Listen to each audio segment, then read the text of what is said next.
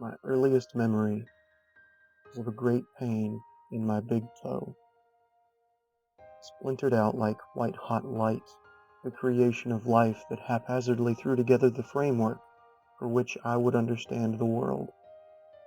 The hand-carved coffee table, as clear as a picture, spun in the air and landed on my right foot, letting me know the universe would bite. Dad was screaming drunk and Mom held me to her chest, pointing a jabbing finger into the air, spitting obscenities. But the pain was there, and it was real, and it brought me alive. Skirting among the underbrush in the tree line near the dilapidated house I grew up, Mom whispered things to me, things that children don't understand. Things like, "This is the last time," or "He's gone too far." She inspected my foot. The nail on my big toe was bleeding. Anytime I fell and scraped a knee or something stupid like that, I'd squall. But this felt different in ways I still don't understand. That is to say, I didn't cry, but she did. No matter how many times she repeated the mantra, she was jobless and there would be no way for her to eke a living out with me in tow. There was no leaving. There was only weeping in the tall weeds. She pulled her young son under her throat and held him there until he couldn't even remember why he was there or what it all meant. Silly little creatures that we were, we crawled into the house after a night, half asleep among the pretty fireflies, with crickets and white noise. There Dad laid on the floor, among shattered bottles that caught the glint of the morning light, coming in through a living room window half covered by a blanket hanging on nails. It wouldn't be until I was older that I realized real people, if there ever was a thing, didn't cover their windows with towels and quilts. What a ball I had when I would whip a curtain back and forth along a rod's length. Open, shut, open, shut. It was like I could choose when people could see me, but I had an affinity for the immobile towels and quilts too. Nothing was said after and nothing was done, no apologies, not a single word. There were only the cornflakes in my bowl, with little more than a spit of milk. I stirred the bowl with my spoon while examining the crinkly texture of each individual flake. Through the open threshold leading from the kitchen to the living room, I could see Mom picking up empty bottles, being careful not to spill the leftover contents on the carpeted floor. I stared down at my foot dangling off the edge of one of the chair spokes. It was wrapped loosely in gauze and electrical tape. "Not very tasty, is it?" I flinched and lifted my head to what should have been the open chair across from me at the small round table. Angled forward over the table with great bat wings and gnarled jutting teeth and curled pigtail horns was a man with red skin. He hunkered on his chair with his feet in the seat so that his knees came up to the bottom of his angular jaw. It was a demon. Rolling my tongue around in my dry mouth, feeling my heart beat in my throat, I tried to speak, but could not. Put his hands into a pyramid shape on the envelope-cluttered table.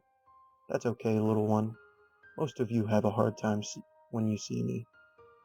Sun shafts cut across his grin. I glanced to Mom in the other room. She was stepping her way over Dad's splayed, unconscious body. The demon went on. "Don't worry. You're the only one that can see me. It's not as though I would show myself to just anyone." He looked at my bowl and craned across the table. "I don't blame you, kid. It's not too good. Not too good at all." I opened my mouth to say something as he leaned back in the chair. He put up a flat palm, and my words caught in my throat. "It's probably best you don't speak to me yet. I don't want your mama thinking you've lost your mind. Understand?" I nodded. "Good." He peered into the living room at snoring Dad. "You don't like him very much, do you?" He didn't move. "It's all right. I get it. He's your papa." Mom returned to the kitchen, the bruise on her face quickly turning a swollen red. "I think that's my cue to leave. The demon nodded and disappeared in a puff of black smoke. Mom took up in the chair he sat in moments before. The curls of her hair came down across her forehead in sweating strings. She took up one of the old envelopes on the table, fanning herself with it. "It's so hot in here. We need an AC." She looked over at me. Her hands rested flat on the table. "You should eat before it gets soggy," she smiled. Years went by before I saw the demon again, at least in the real world, because I would see him all the time in my nightmares. He would tell me of the place he came from and what sorts of things happened there. Then he would go on about how Dad would go there, and if I weren't a more careful man, me too. The way that vivid dreams go to antiquity, they leaked away into foggy places, so that I could imagine them only in the most unsatisfactory capacities. Dad stayed out more and more. The long hours after work would sometimes steal his whole night. But when he did arrive home, he would stagger in with drywall dust still clinging to his hair and white construction mud covering his blue jeans. Almost always, he carried with him a case of beer. He would plop onto the armchair in the living room and demand Mom remove his shoes. Sometimes there was a fight. Sometimes there wasn't. Regardless, I would move to my bedroom and read chapter books pilfered from the library.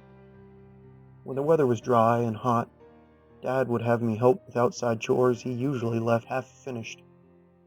Lining the gutters of the old house were clotting twigs and leaves. He'd twist around at the top of the ladder while I stood at the bottom to collect the refuse in a large white garbage bag. Those accumulated bags would sit along the backside of the house for years after. The first time I ever saw the blackish sludge he removed from the gutters, I made a face. Dad laughed at me and chucked it into the open bag I was holding. "You know what that is, don't you?" I shook my head. "It's bug and bird shit." When I squinted and pursed my lips to indicate disgust, he laughed. It wouldn't be till I was older that I realized he was telling me a joke. It was almost fun.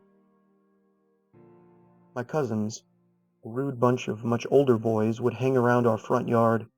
They only lived a stone's throw from us, and so would drop by often to either drink small bottles of liquor or look at porno magazines. I'd stand on the front porch, alongside a mildewed piano, striking hollow keys alone. Dad always talked about getting it fixed, but never did. Instead, he shuffled an ever-growing pile of rebar behind it. The boys told me I was quiet and weird, so that probably meant I was gay. But I didn't even know what gay was. To hear it from them, it must have been bad, so I told them, "Psh, nah." The biggest cousin whipped open one of their worn magazines to a spread with a woman on 2 pages. Her teeth were exposed in a ring of red lipstick, but her eyes hardly smiled. "You see this?" said my biggest cousin. "This is something like you won't ever get." He kissed the pages. The others laughed, and I chuckled too, just because. It was a day filled with dew, very humid, when they trod across the front yard with 2 burlap sacks. They angled across the brown grass towards an unused clothesline post. Whatever monsters were inside the sacks must have been the cruelest sort, because it looked as though they wanted out very badly. What doom did the creatures within those old bags spell out for us humans? My cousins were laughing.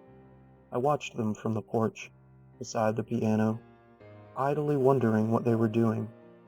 The biggest cousin pointed at me and laughed before putting up his middle finger. The others wrangled the sacks to the ground as they unspooled a strand of bright yellow twine. After teasing out furry tails, they proceeded to tie many knots around them. The monsters in the bags kicked and screamed and howled. My cousins lifted the sacks with 2 tails connected by a short line of that bright yellow twine before looping it over one of the arms of the clothesline post. Once they were sure it was secure, they removed the sacks, and what was within burst with claws and teeth ready. It was 2 stray cats, confused, terrified, dangling from the twine around their tails, clawing at the nearest thing. It just so happened to be one another. My cousins laughed hard as the howling cries of the cats filled the air. I stood, frozen at the sight of the two animals ripping into one another, with their protests only being met with the giggles of teenage boys. I felt sick, but more than that, I could feel something bubbling up just beneath the surface. I took a step forward, edging my bare toes over the edge of the top stair on the porch. A gentle but stern hand landed on my shoulder, and I stopped. The hand was cold, so cold. I shifted my gaze up to meet the eyes of the demon towering over me. "Whoa there, kid," I spoke in a whisper. "Are you sure about that?" He jerked out of his black, clawed hand. He raised his eyebrow. "All right." My cousin's giggles slowed until the yard was silent save the squalls of the bleeding cats. They were staring at me, expressions of terror scrawled across their faces. The shadow of the demon's massive wings bellowed out, and the monster laughed. The boys in the yard screamed and scattered in all directions. Once they were gone, the demon went to the dangling cats. One hung limply off the line, while the other hissed as he approached. He extended a single clawed index finger and sliced the line with a sharp black nail. The dead cat dropped, and the winner ran off without looking back, still with the frayed yellow twine coiled around its tail. It disappeared somewhere in the trees. "It's easy, kid," he said. Moved from the porch and went over to the unmoving cat, prodding it, willing it to be alive. "Sorry about this one. I wonder whether or not it was then, or before, that I was bound. Surely, a deal with the devil, even when expressed in your head, is not a good thing." He hung off me everywhere I went, looming like a deathly figure. I would see him. When I would lie on my belly and scribble in my coloring books, or when I would start school, or when I talked to the guidance counselor about bruises, he would be there. I'd go throughout my day, usually with my nose in a book, and when I would look up from the pages, there he was, towering among the children in the classroom, or behind Dad or Mom, or poised on the side of the road like a ghastly hitchhiker with his thumb out as the car windows went by in a watercolor blur. But the daytime was hardly the worst of it, because in the night he would sit at the foot of my bed and watch me with yellow eyes in the dark, white teeth gleaming in the milk light that came through my bedroom window. The demon's eyes told a story to me. They said it would always be like this. They said we were in this together.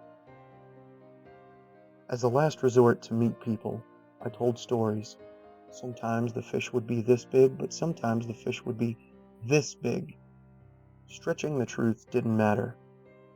Everyone loved the guy that told a story, even if it was a mask. Being well equipped with an imagination made it so that I didn't ever have to get to know anyone in a sincere capacity. Seeing my friends was like seeing figures at the edge of a deep fog. I could only ever make them out in approximations, and I'm sure it was the same going the other way, or maybe I just hoped it was like that. With pimples and wispy upper lip hair, I started looking at girls, examining them from a distance like watching a star through a telescope, and I hoped that it would be in the cards for me, and I wondered if marriages were always like Mom and Dad's. Parties were wild. I would go to somewhere, the poor kids went to the junkyard and bumped to rap music, beating the hoods of worn-out cars with their feet in 40-ounce glee. We'd chug malt liquor, talk about being something greater than we were. We all wished for it, but the fact of the matter was that most of us were cruelly subjected to forces far outside of our control. I don't think there's destiny, but there is a thing at play in the universe that's unfathomable to humans. Sometimes I think that if we let go and let it take us where it may, we'd be happier. Maybe. Kids from school started smoking weed too and doing other things. I thought it'd be nice. Everyone said it relaxed you, and this much was true. The more times the loose rolled joint passed in the circle, the easier it was for me to accept whatever else came my way, because I was the guy that collected stories. As it turns out, mixing OxyContin and cough syrup, and weed, his troubling side effects. I felt the whole rest of the night like gravity had a personal vendetta against me, and I blacked out in a grass field down the way from the junkyard, clinging to earth as though I was afraid it might buck me off into space. When I returned home, Dad waited on the porch, with a bottle tucked neatly beneath his chair. He sipped from a red Solo cup, mixing the contents with a 2-liter soda pop bottle, the ultimate signifier that he intended to be like that for a long time. As he laid eyes on me, when I wavered up the gravel driveway, his eyes cut through the crisp morning like black pebbles. Try as I might to slip past him quickly through the front door, he snatched my arm and held it there. He squinted up at me from his plastic chair. "Think you can just come and go as you please, huh?" The whole life's experience, slipping out of his grasp, I figured I could pull away and dart to my bedroom before he'd be able to catch me. I'd slam the door and have it locked while he was still trying to gain his balance and a drunk stumble through the house. That would have been nice, but he caught me off guard and I was still drowsy. Dad slammed me into the wall by the front door and stood all in one swift motion, mushing my face into the paint-chipped panels. Pushed my feet off the wall, and we fell down the stairs in a scramble of arms and legs and him cussing at me. Within those seconds, I was certain I'd found my way out of the predicament.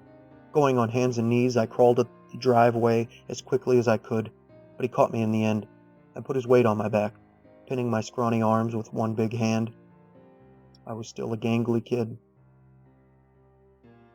I felt his thick fingers in my hair as he pulled it tight and drove my face into the gravels.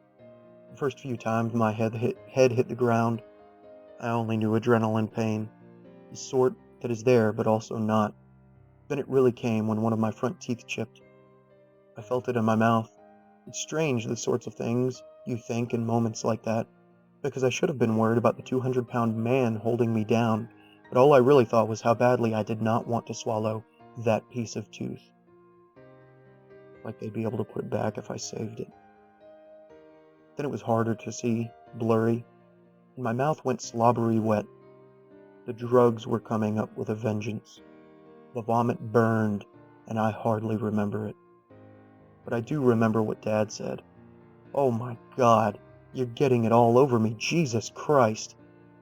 He let me go, and I lay there half in the grass and half in the driveway, head throbbing, and all I heard were the crickets, and I was reminded of the night me and Mom were chased from the house. After Dad sauntered inside to clean himself, I pulled myself up to my feet while oddly scanning the ground, wondering if I'd lost that piece of tooth for good. Once I'd given up and made my way into the bedroom, I shut the door behind me and was sure to double-check it was locked. There was the demon, perched on my bed. I could do it. Nobody would miss him, he said to me. "I don't want you to," I said. "Yes, you do. I can feel it." There was a pause as he shifted his legs off the bed. "I'm here for you." "Can't you just go away?" I pleaded. "I don't want you here anymore." "Don't be that way. Go away." His hands were around my throat in seconds, pinning me to the closed door. The way he'd so gracefully lifted me off my feet scared me. He'd never done anything like that before.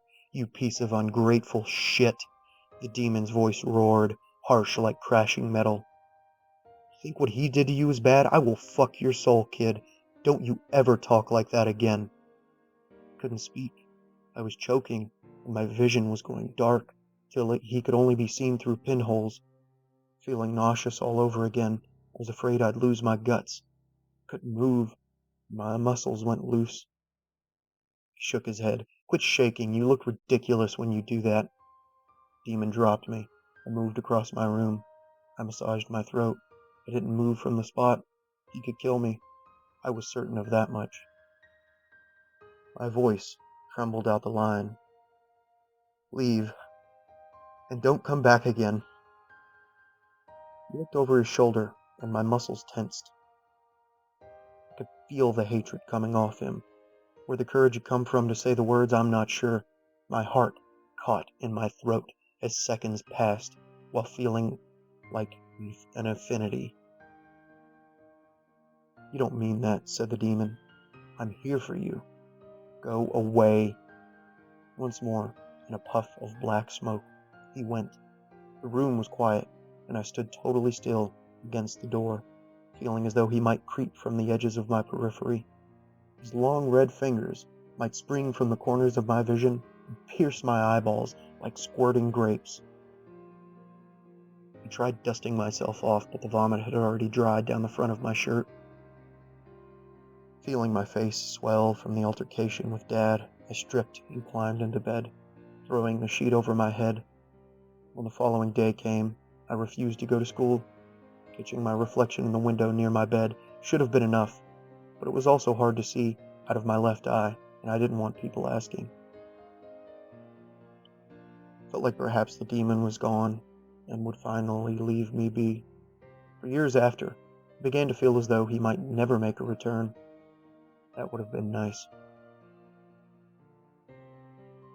After receiving my high school degree by the skin of my teeth, I moved out of the old house. Leaving Mom there was rough, but it was better than being there. I hated him, but I reckon I hated her too for a lot of other things. Her complacency was enough to get that from me. I was still an airheaded kid, not willing to subject myself to the more nuanced grays of it. Directly out of school, I stuffed pillows in a textile plant. The money was terrible, but the camaraderie among the people that worked there was enough to dispel their aching knees and backs. Not a day went by that someone wasn't being picked on. Working people do that. They pick.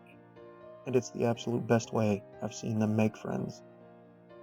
We'd meet up at bars after, sipping beers while still tangled in bits of thread and stuffing dust. Barely keeping my eyes open following a 12-hour shift was when my attraction to bubblegum girls started.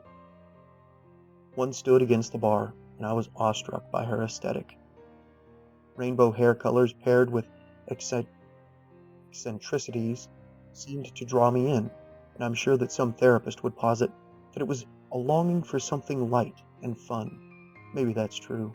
Maybe I just liked the tattoos they had under their clothes.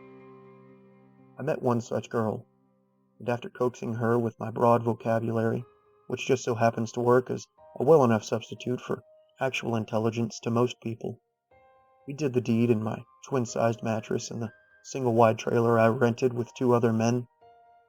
We lied alongside one another, staring at the ceiling, chests rising and falling. Her purple hair caught along the wrinkles in the pillowcase, and I played with the strands. Years of dyeing it had left the hair stale and dead feeling. I wonder if this said something about her, and if it was anything like I felt on the inside. But that's an unfair assumption. That most likely says more about me than it does about her. She probably just liked the colors. To call him after was nice, even if it was a one-night stand. She rolled over on her side and put her head in her hand. Looking over my bare chest, she poked me in a rib. "Why don't you eat more? You look small and a little sick or something." I flinched at her jabbing before grabbing her hand and pushing it back. "Don't do that," I said. "What?" "Just don't like it when people do that." "Okay," she said this with raised eyebrows and a shrug. Tucking the blanket around my chin, I rolled from her. "Will you hold me?" I asked. It would have been nice to be the little spoon, I think.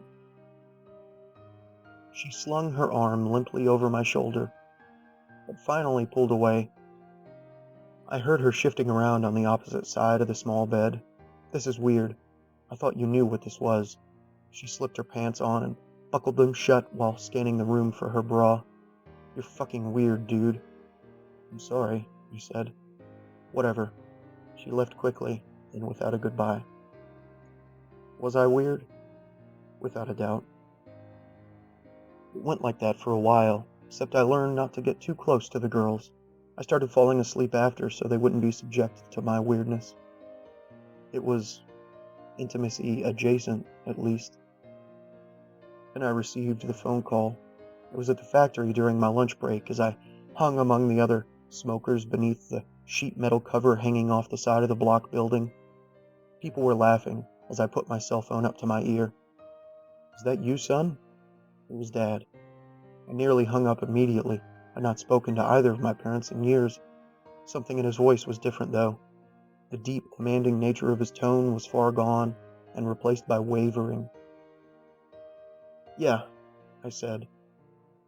"She's dead," he sobbed. He clicked the red phone and returned to work without saying a word. It wouldn't become real till after I left. Maybe if I never left, it would never be real. Clinging to the rafters with hooked claws was the demon. Watching from 30 feet above the factory floor. He couldn't be real either. He'd been a figment of my imagination. He must have been, I hoped. The demon's face teased me from up there. I kept my head down, but that was not enough. As I focused on my work, he swooped from his perch, gliding till he came to a standstill directly beside me. "Long time no see, kid," he whispered in my ear. "What's brought you back? Did you finally realize you can't live without me? You need me. I won't leave you." Maybe if I ignored him, he would go away. "Come on, kid, don't be that way." He lifted a hand and placed it on the back of my neck. The touch of his cold fingers nearly brought me to heel. "You know I'm here. I know you know I'm here. So let's stop pretending." He showed me the sharp end of the nail on his index finger, and then pressed it against the back of my neck, drawing a horizontal line across it. I shivered. I wanted to scream, but no one would believe me. No one would see what I saw. No one would feel what I felt. I placed a hand up to the spot he'd nicked and swiped it before pulling my palm up to my face. It was runny red. My stomach lurched. I sprinted to the bathroom and upturned my lunch into the toilet. After leaving work, I saw him on the side of the street with his thumb out. My head spun. It was impossible. I'd made him up. The stinging on the back of my neck told a different story. How had she died? Was my mom really gone? Weeks after, the demon remained. I lost sleep, watching him perch on the end of my bed like he'd done so many times when I was a kid. No matter how I tried, I could not speak to him. The words never came. Letters started coming in the mail with handwritten addresses. It was Dad's scribble scratch. I never thought I'd receive letters from a prison. They didn't come that often, but it felt like they came all the time. I like telling stories, and I've hardly ever been short-winded when it comes to words. But when I'd sit down to write him, something stopped me. The demon held my hands frozen, and the pages remained blank. Then I was getting letters I'd never be able to respond to, and they piled up like crazy. My roommates told me I should respond. The last letter I got before I moved was a thick one. I stood alone in the kitchenette. Everyone was out for the day. I sipped coffee and watched the unmoving paper on the counter. Sitting my cup to the side, I lifted the envelope. The demon watched me with a puzzled expression on his face. You know you can't," he said. I ignored him and pinched one corner of the envelope with one hand and squeezed the counter's edge with the other. Screaming, I began whipping the paper against the counter. I was crumbling to my knees till I sat in the kitchen floor, ripping the unopened letter into oblivion. I couldn't breathe and I could not cry, but I wanted to. "So melodramatic," said the demon. After I moved and had an apartment all to myself, I started seeing women more often. I don't think the demon liked that. I would fall asleep beside them and wake in the night to them clawing at the sheets as they disappeared at the bottom of the bed. I took them, and they ceased to exist. It was like they'd never been at all, and I was left to wonder if they'd ever been real. I wanted to die for the inevitable trap I led them to. The horror grew and swelled all the time. If I looked sickly thin before, the dark circles around my eyes made it so that I could easily pass for an amphetamine addict. "They were good," he said. "Please, leave me alone." He did not. We stopped talking and subjected myself to days with the demon, all alone with each other. To say that I ever became comfortable with him would be a lie. but his presence became unsurprising. He nibbled at the edges of my life, like moths to cotton. "Your mama's in hell," he told me. "Your papa will be there soon enough." Me too. When he said that, I was surprised I wasn't there already.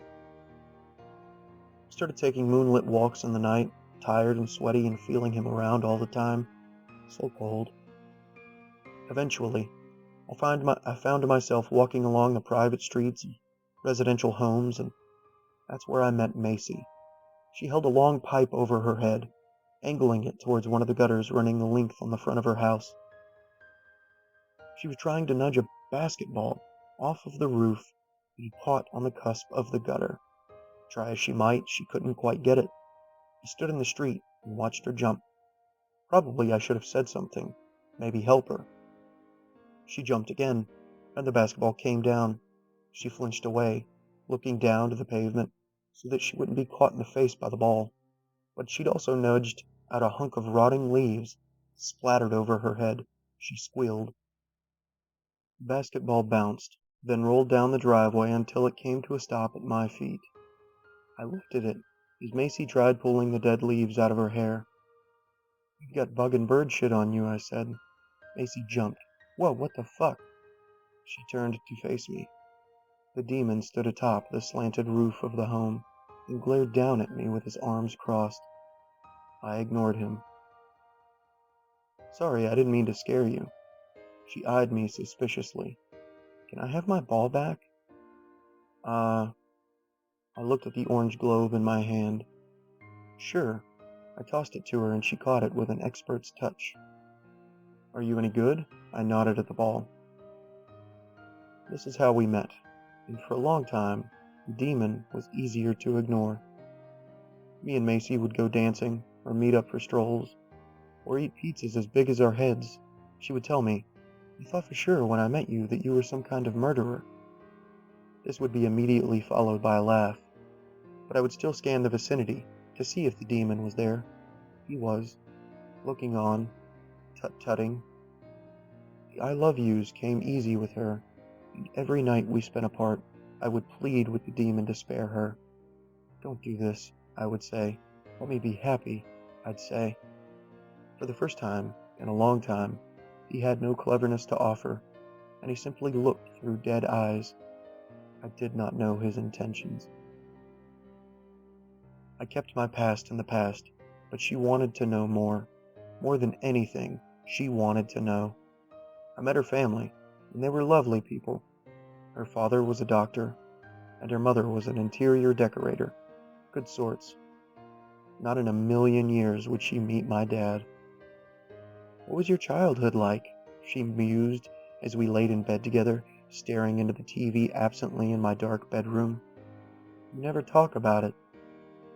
"Normal," I said, hoping to leave it at that. "I want to meet your family." "They live far away." "We could take a vacation and see them." No, I don't think so." "Why not? You're a dweeb, but I'm sure they're cool." I'd chuckle nervously. "Yeah, they're okay." They were not okay. Please. Someday. Someday would never come. Macy would tilt her head and curiously raise an eyebrow. "Why do you always clam up over it?" "Do I?" My mouth would grow dry, and it would feel like I was drowning. "I do. I'm sorry." "I'm tired." She would roll over and sling the blanket up around her neck and snore, and the room would be cold. So cold. And I would see the demon standing there in the corner, grinning. He would take her, like he'd taken the others. He would rip her to shreds and send her to hell. There was a fight about leaving clothes on the floor, but it wasn't about that, not really. We were screaming about the hamper, and she was crying, but I wasn't, because Dad said that was for pussies. So I raised my voice instead, to scare her, and it worked. The demon whispered in my ears, "It's better, you and me. That's all. She'd just go anyway. I won't leave you." A chill passed through me. She booger wept and my stomach churned. Would the demon take her from me? Would he assure that I would die alone and cold? Who are you? She asked. Sometimes I don't even know who you are. What are you talking about? You tell me anything. I don't know anything about you or where you're from. Why is that important? I asked. I don't know. She choked out her words. The demon stepped from around me and approached her. My heart pounded to the point I was sure it would burst from my chest. Don't, I said to him. He stopped and shifted and stared directly at me. As our eyes met, he grinned. Excuse me? I don't think I heard you right, kid. He began approaching me in slow steps, and I felt my knees grow weak. He might have cut me clean in two right there. I'm certain he could have. I want you to leave me alone. Go away. Macy's expression was one of unadulterated shock. Why? She asked. Don't ever come back. I don't need you. I never needed you. The demon blocked Macy from view. It was just me and him, standing in a vast, unblinking black vacuum. Tell you what, kid, what a pair of balls you've got on you. I wonder what you'd look like inside out. I'm done. I don't want you around. I never needed you, I said. You were within kissing distance. I was shaking, ready to die in those moments. You don't mean that, the demon offered. I do. I don't need you. Please, leave me alone. Come on, don't be that way. We're good together, kid. I hate you. He spoke as clearly as my quaking voice would afford, and I want you gone. He raised his hand, and every muscle in my body twisted drum tight. I felt he would kill me, take me apart, and put me together again in worse ways. The claw came down in a swift motion. I closed my eyes to prepare for the white-hot pain, but when I opened them, I was peering through tears. I was blubbering, I was crying, and it was amazing. Cement came off of my chest, and my shoulders shook as I held my forehead in my hands. I felt soft fingers on my shoulders. I looked up, and there was Macy. I messed up, Mace. I'm sorry. I'm so sorry. She said nothing and rubbed my back. I never realized how hard it was to talk like that. My mom is dead, and my dad is in prison. Her expression did not change. It was not one of judgment, but one of compassion, and one I'd never known well. The demon is in my dreams, but he remains there, and with time, I am sure he will waste away.